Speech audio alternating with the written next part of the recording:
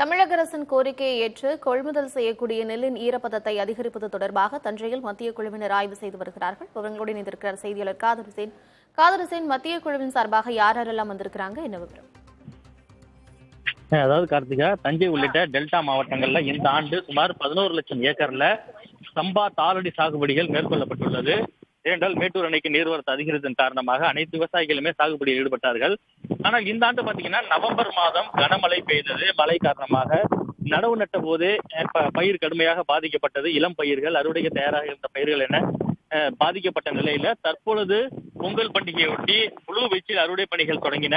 அறுவடை பணிகள் தொடங்கியது மட்டுமில்லாமல் 292 நேரடி நெல் கொள்முதல் நிலையங்களும் திறக்கப்பட்டு கொள்முதல் செய்ய தயாராக இருக்கக்கூடிய சூழ்நிலையில் தொடர் மழை மற்றும் கடுமையான பனிமூட்டம் காரணமாக நேரடி நெல் கொள்முதல் நிலையத்தில் விவசாயிகள் நெல்லை கொண்டு வந்தும் அது விற்க முடியாத ஒரு சூழ்நிலை ஏற்பட்டுள்ளது. காரணம் என்னவென்றால் நெல்லோட ஈரப்பதம் என்பது கடுமையாக அதிகரித்துள்ளது. 20%, 22% உள்ளது. இதன் காரணமாக நெல்லின் ஈரப்பதத்தை அதிகரித்து தர வேண்டும் என தொடர்ந்து விவசாயிகள் தமிழக அரசுக்கு கோரிக்கை வைத்தார்கள். கோரிக்கை வைத்ததன் அடிப்படையில் மத்திய அரசு உடனடியாக கடந்த 2 ஆண்டுகளைப் போல இந்த ஆண்டும் நெல்லின் ஈரப்பதத்தை 17%-இருந்து 22% உயர்த்தி வழங்க வேண்டும் என கோரிக்கை வைத்து கடிதம் எழுதினாங்க.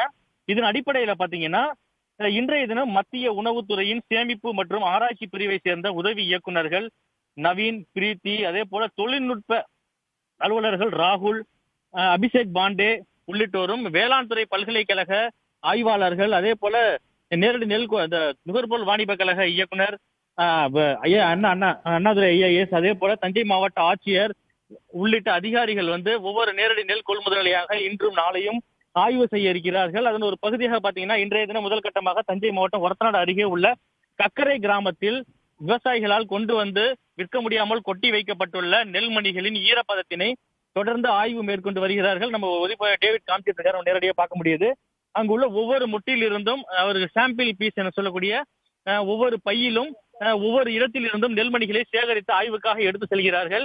அதே போல பாத்தீங்கன்னா அந்த பகுதியிலேயே தற்பொழுது ஈரப்பதம் எந்த அளவுக்கு உள்ளது, நெல் சேதம் எந்த அளவுக்கு உள்ளது, அதே போல தற்போது உள்ள கிளைமேட் எப்படி இருக்கு, மழை வருமா, அதே போல பனிப்பொழிவு அதிகமாக உள்ளதா என்பது உள்ளிட்டெல்லாம் ஆய்வு மேற்கொண்டிருக்கிறார்கள். ஆய்வு மேற்கொண்டவர்களிடம் விவசாயிகள் தொடர்ந்து கோரிக்கை வைத்தார்கள்.